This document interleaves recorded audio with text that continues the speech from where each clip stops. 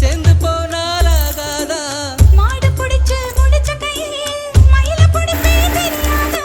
மயிலே மயிலே பாட விழுந்தா அதுவும் பாடு. இறகு எது கடி தோகைய கிடைக்கும், அதுக்கும் காலம் வரும்.